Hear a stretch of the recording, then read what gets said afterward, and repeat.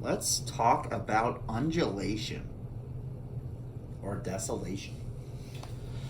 Um, it is something you have gone through.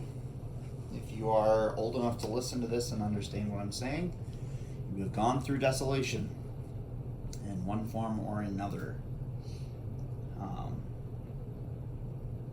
so imagine you're not hungry. Imagine you're happy. Well, hungry works too, but imagine you're happy. You don't maintain that level of happiness, and you're not the same level of happiness every single time you get happy. It gets higher and it gets lower. It's not always the exact same peak. There is a point in your life where you are the happiest you have ever been, and likewise there's a point in your life where you are the saddest that you've ever been. And life is undulating or going back and forth between those two things, between the happiness and the peaks and the troughs, or the valleys, the peaks and the valleys. The valleys being, when you're sad or desolate or whatever. And it's not just about being happy or sad. Like, our entire life is undulation. Think about hunger, like being hungry. You're hungry at times, and then you're full at times, and you're not always super hungry. You're just kind of right in the middle. The average it's just the average. It's just the middle. But when you are, when you're getting hungry, when you're getting close to that trough, because you can kind of start to feel it, right? And when you're at that low point, that's when you really feel in it. And likewise, when you're sad, when you're really sad, that's when you're at your low point.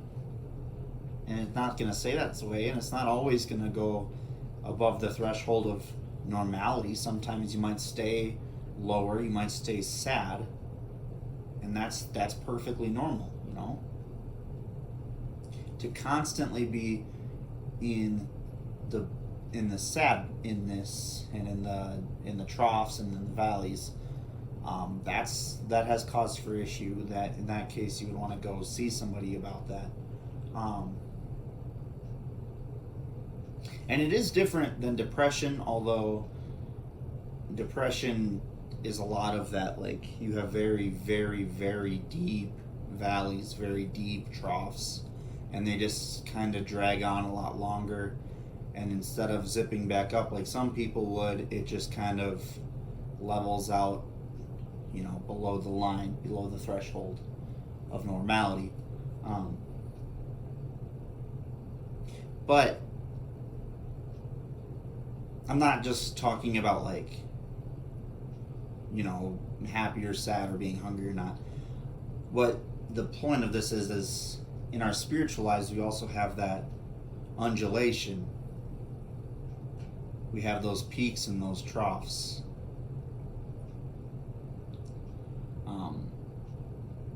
Imagine the time where you're, like, really close to God. For me, it was that same day that the girl was playing with my hair.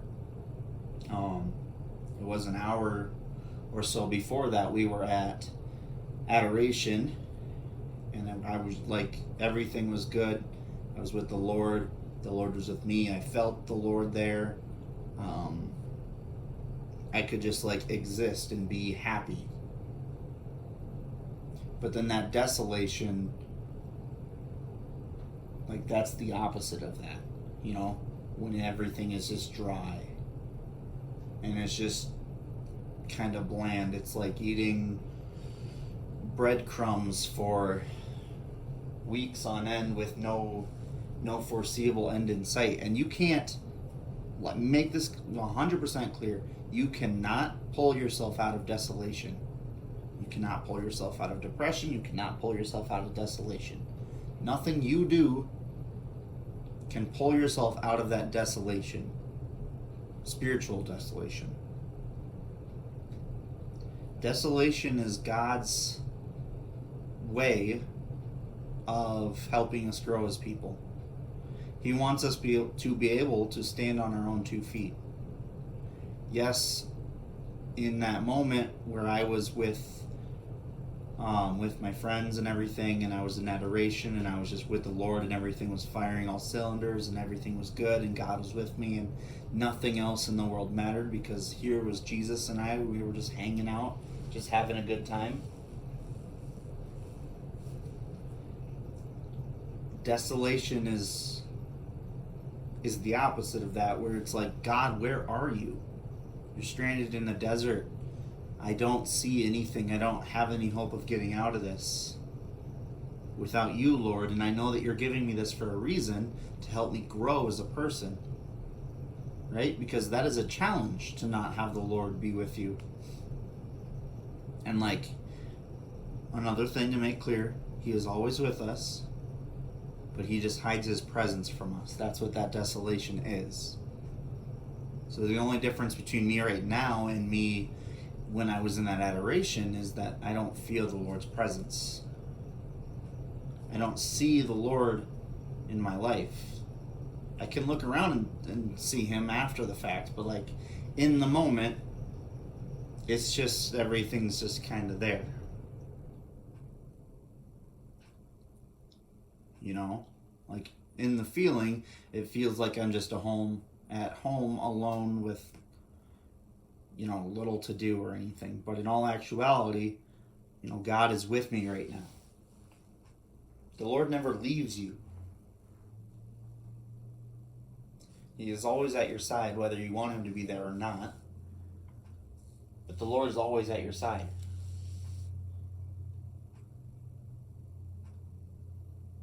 When you get married, you're going to have moments where you guys are really good. You're going to have moments when you two are fighting. And it's in those fighting moments where you grow stronger as a couple. Because you have to work through it. You have to work for it. If you didn't have to work for things and everything was just freely given to you, then you would be a very weak person. I'm not saying anything bad about people who were given things,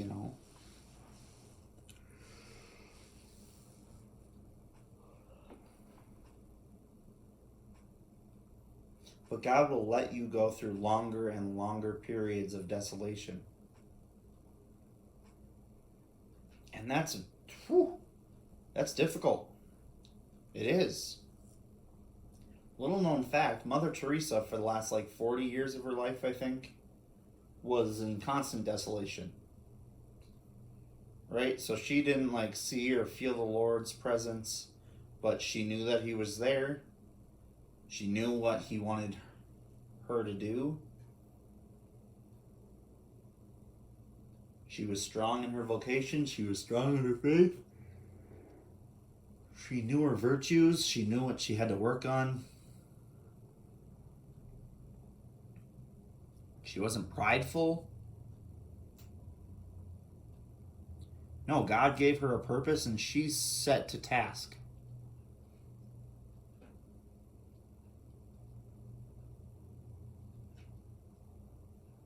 And we think when we go through a week of desolation, of true desolation, that it's just the worst thing in the world and everything's dry.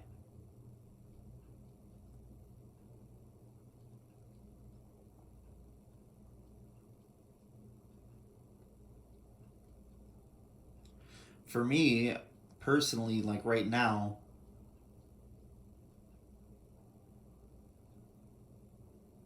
I don't know if I'm in desolation or if I'm just kind of tuning out God or whatever. It's not a good thing. But it's I just don't see him, and I don't know if I'm looking very hard either.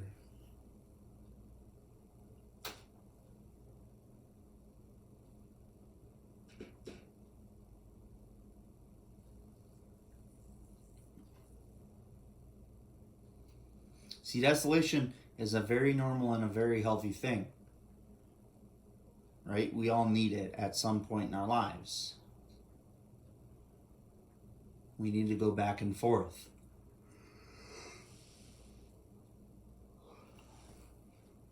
When I was in seminary, the priest explained it like this, and it was the first time I heard of it. And I still remember that moment to this day. He wrote it up on the he wrote undulation on the chalkboard. We were in Alabama, Mobile, Alabama, to be specific. He wrote undulation on the board, and he explained it like with valleys and peaks, right? And the thing he said about it is, the peaks, when you're happy, when you're with the Lord and everything, that's like a cookie. That's like a cookie. It's a little treat. You get that and you're really happy and everything's good in the world. But you can't live off of that. You can't live off of those cookies. The valleys, those are the meat and potatoes. That's where you're getting your strength from. And it's important to thank God for both of those, for the peaks, for letting him know that he is with us, and for letting us feel that, and the valleys, for knowing that we are growing in that moment. He also said something I didn't follow quite recently until I realized after the fact, and I couldn't turn back at that point, but I was in a valley, and I made a big life change. Don't do that. Don't make big life changes when you are deep in the valley. Unless it's something you've been, praying about for a long time, and you're just ready to do it. And God will let you know the time to do these things if you're earnestly asking him, like, God, what should I do? Should I do this?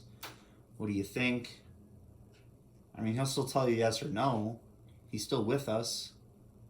He's still here to guide us and guard us and protect us, along with our guardian angel. I mean, the guardian angel does most of the guarding and the protecting because it's kind of his job. But, whatever. But God's still going to tell us what to do even when we're in those troughs.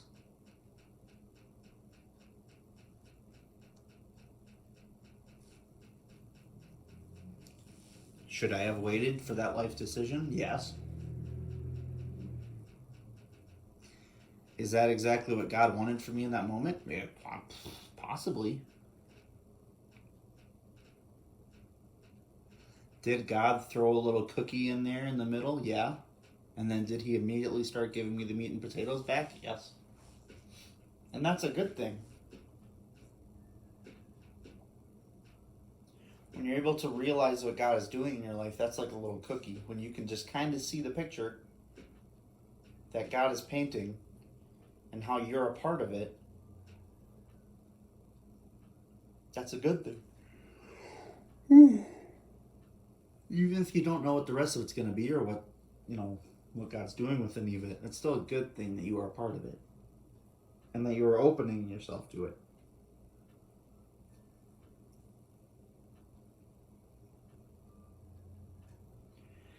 I don't think there's any football teams who would just like to play completely trash teams and just win 60-0 every game. That wouldn't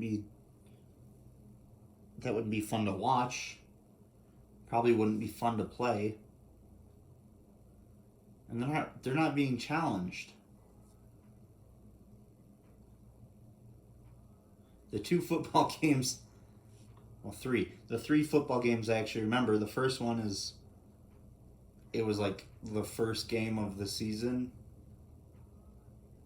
and I hyperextended my knee somehow. I don't know if somebody pushed me or got pushed onto me. I don't remember it at all. Honestly, I just remember it happening. And then we were playing Elkton my senior year. These are both my senior year. And I was doing really well, and we ended up losing. And then the last game I ever played, Hardin County.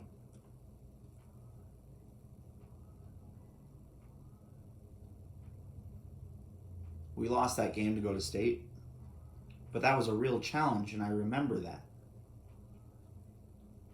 I remember it not being easy, and I remember growing from that experience. Like, yeah, I'm never going to get to play football again, but there are more important things in the world. You know, we all went out there and we tried our hardest. Did I do my best that game? Ask one of my friends. No, it was not my best game. And that's fine. I still tried my hardest.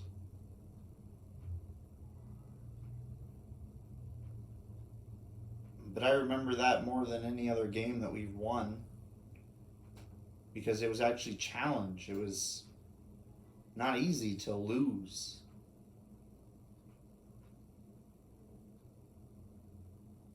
You know, most people lose their last game in any given sport, if it's like high school level. You know, most basketball teams end in a loss. There's only one team that ends with a victory per each bracket or whatever. You know?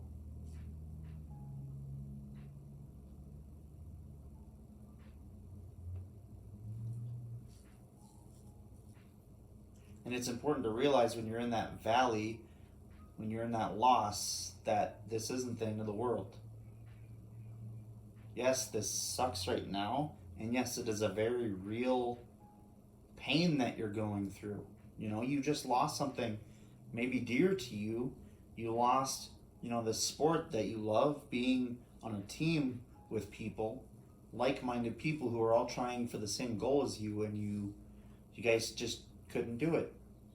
That is a loss in more than one way, more than just losing the game, but you really feel it.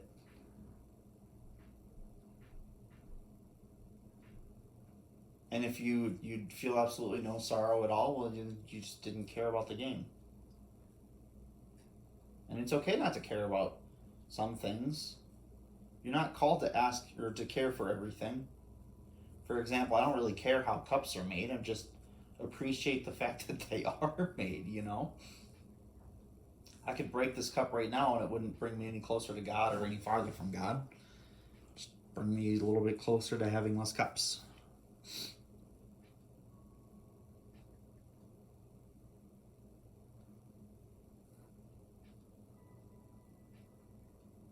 But just remember this one thing, is that God wants to use those troughs. So even though you don't feel him, you don't see him, you don't know what's going on, just keep going. Every day might be like a sloshing feeling where it's just like water going back and forth in a cup.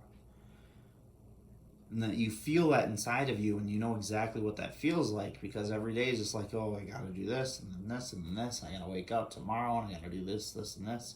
I'm already dreading Thursday because I have to do this thing on Thursday, and I do that every single Thursday, so it's just kind of everything's kind of bleh, you know? Life is a real slog. And, you know, that's the valley.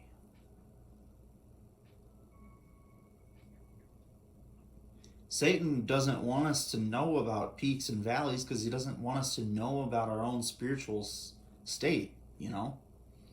The more that he can hide from us about ourselves, in his case, the better. In our case, the worse. If you're able to recognize that you're in a valley, sometimes just the recognition, that's not a word, the ability to recognize it can be enough to pull you out of it. I'm not saying that's always going to happen, but in some cases it might. In a lot of ways, our own mental state can kind of get reflected on how our prayer is. You know, if I'm really sad all the time, my prayer is going to be a lot drier and a lot sadder. If everything in my life is going good, You know, I might have a better prayer life. I might feel closer to God. And that's kind of natural, you know, because we are spiritual beings. How we feel affects us in a very real way. You know, if I'm hurting, I'm going to feel that in my prayer life. If everything's good, I'm going to feel that in my prayer life. We tend to separate them, like this is how I'm thinking, but this is how I'm praying.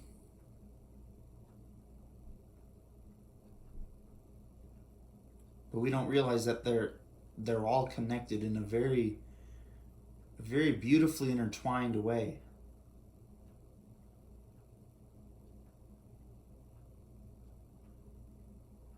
God wants us to have that self-knowledge, to be able to realize how we're feeling at any given moment, and be able to thank Him for that, and be able to live our lives according to that, but not just according to how we're feeling. If we just do what we're feeling, but that's a bad thing. But like to live our lives knowing that we're feeling that way and accepting it. You know, if I'm kind of sad, okay, I'm kind of sad. Accept that. Work through it. Don't just let yourself stay sad because you're lazy. Try to work through it. And there are going to be times when that's going to be impossible for you. You're just going to be too sad and you just don't have the energy. You just can't do it. And that's okay too, but you have to recognize that. Like, God, right now I can't even.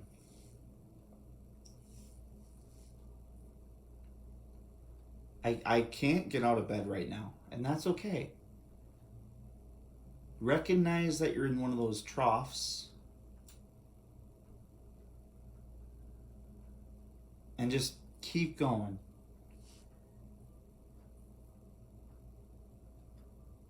You know, we can also put ourselves into those troughs. We can do things ourselves that will move us lower. We can also do things that will put us higher, but not on the spiritual realm. And we have things that can like affect our mindset, which will then affect our prayer. But like if you're just watching terrible movies or whatever and swearing all the time and just getting drunk all the time, I can't imagine your prayer life's going to be great.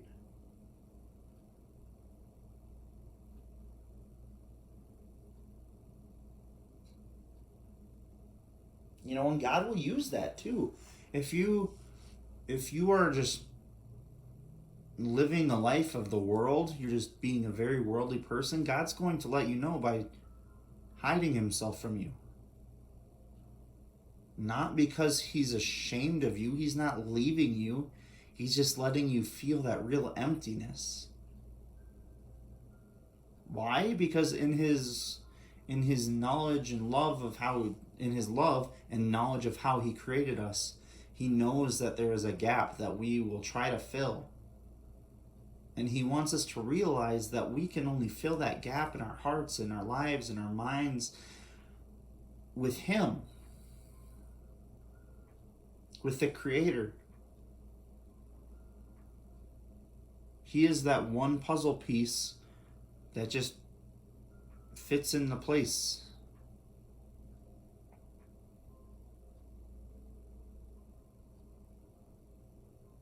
If you're trying to fill it up with, you know, drinking or sex or whatever,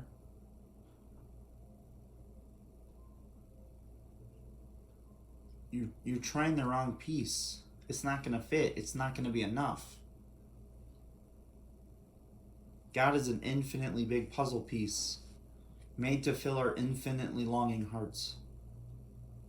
We don't realize that. It's hard for us to realize that. But God will let us be in that trough, in that valley, in that low point, And He'll let us realize that. And yeah, some people will not turn to the right things. It's up to the rest of us who actually know what's going on to be able to look to them and say, when was the last time you prayed? Or when was the last time you just like sat down and listened to some good music? When was the last time you just sat outside or watched the sunset? When was the last time you took a bath or lit a candle and just watched the flames? When was the last time you were at a fire? When was the last time you did something not to try to impress all of your friends, but to just relax?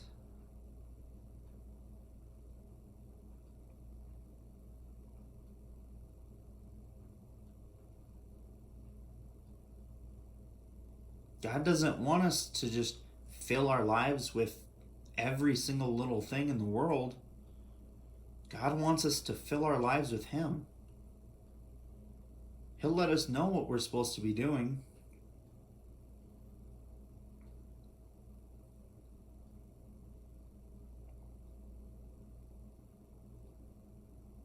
Think about that for a second. God wants us to fill our lives with Him, but we're just filling it with everything else, trying to fill that gap that He has left because He's not in our hearts at that moment.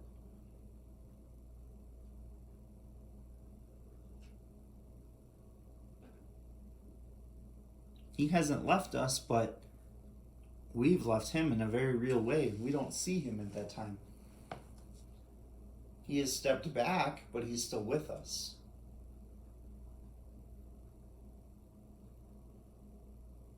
He's like the parent that will push you on the bicycle and then let go and let you go. He'll stay right by our side the whole time, but He might not be holding onto your hand. He might not be holding onto your back and onto your bike. He will let you fall. Why? Because that's how you learn. If you never fail at anything, how are you going to learn anything? I honestly feel bad for the kids today who just win everything they do.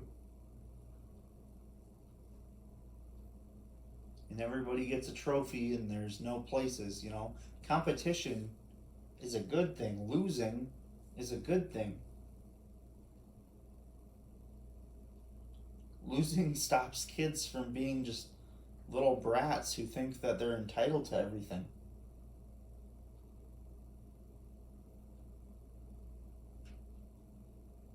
How are you going to explain death to a kid who's never lost anything? Games or whatever. They don't have any concept of it.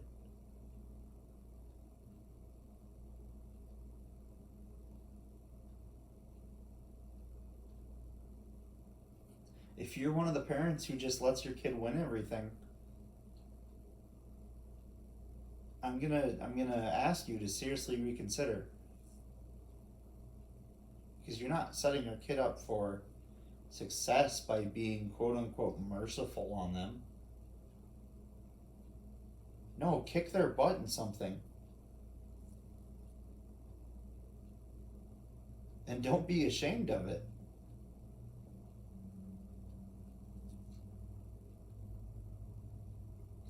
There have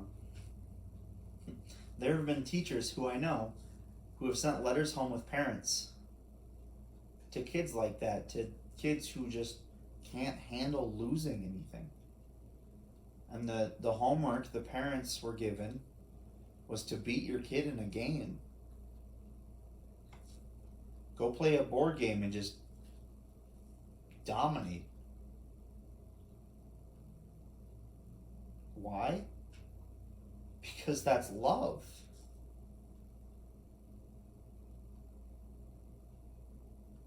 When I play Battleship against one of my kids, I don't let him win.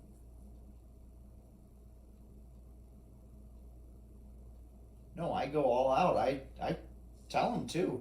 I'm not going to let you win. If you want to win, you got to try. Am I just being cruel to him? No. I'm doing that because I love the kid. He's a very tactically thinking kid, and the game we play is Battleship.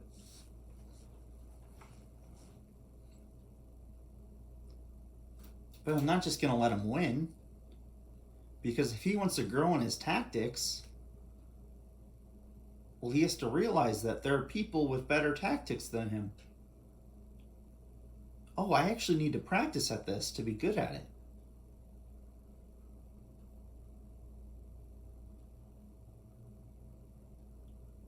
And there's some little things that it's just like, if the kid's having an awful day, maybe letting them have that win is just what they need to just brighten their moods a little bit.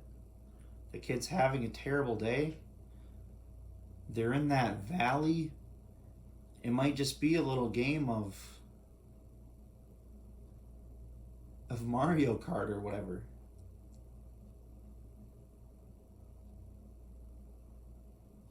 To just brighten their mood. Yeah, if that kid was like just having an awful day, I'm not gonna absolutely stomp him in Battleship. I'm not gonna challenge him to a game of chess.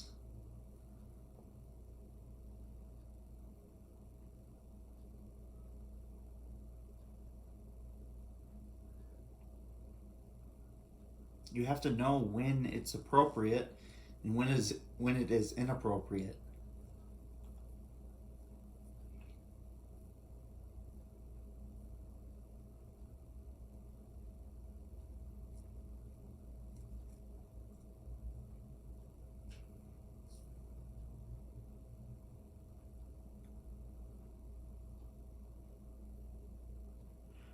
My challenge to you is to figure out where you are at right now.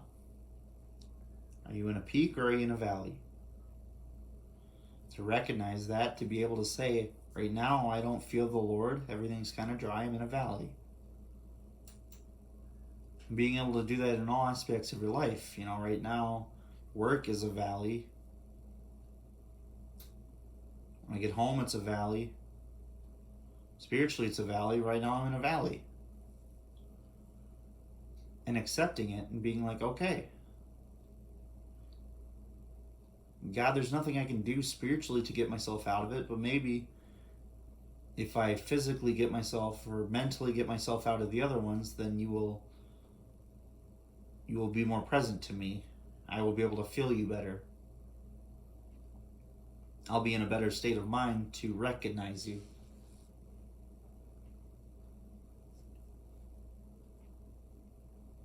Don't forget, we are both spiritual and physical beings.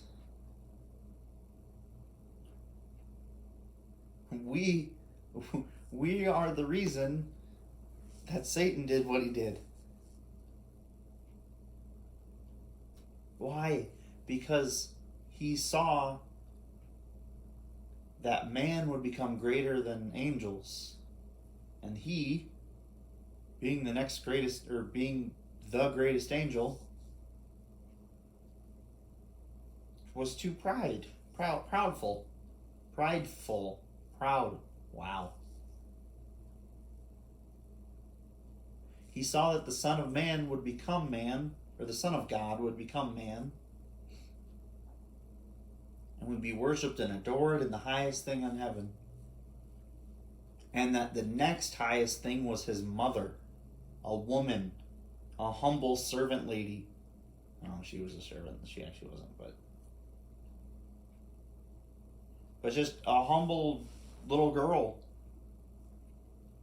would give birth to a little baby who ended up, it's also God. The Son of Man. No, the Son of God.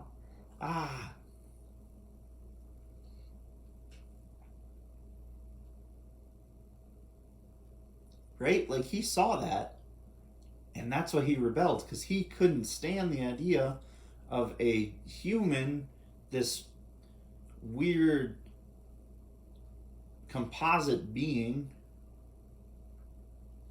the being composing a soul and a body, a composite, he couldn't handle that. He didn't like that at all. So he rebelled.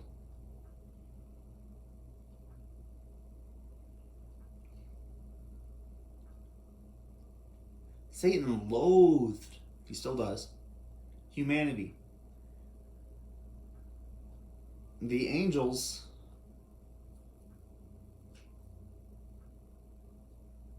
are also jealous of us in one way, because we do have physical bodies. We can affect things in a way that they can't, unless God tells them that they have to as their mission. I mean, angels have came down to heaven and like taken over a corporeal form or a body or whatever, and then they've done stuff. But I mean, that's not normal for them. You know, you and I can actually like do stuff physically in the world. We are seen. I can go throw a plate. I can give someone a hug.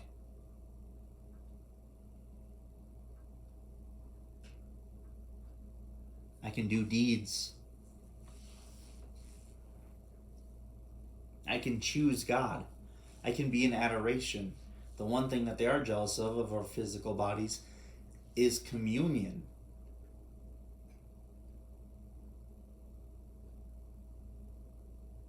See, angels were given the choice, and they all had perfect knowledge of everything that was going to happen. They all knew exactly what they were getting into.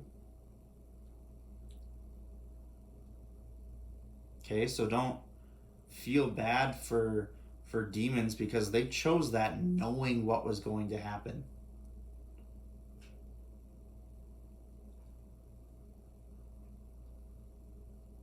Yes, it is a sad thing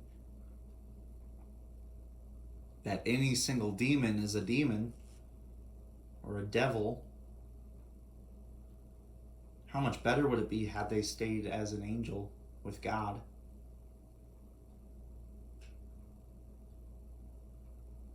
But the one thing that they're jealous of is that we can participate in communion, because in communion or in Mass, we are raised up into heaven in the spiritual sense. If we could see what was going on, we would know. But we are raised up into heaven at every single Mass. And the Eucharist is truly Jesus giving his body to us.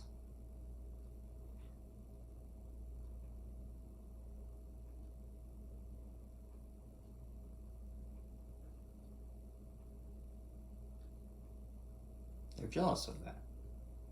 I just realized I've been talking about angels for how long? And that's not the point of this. I'm going to repeat all this later. That's okay.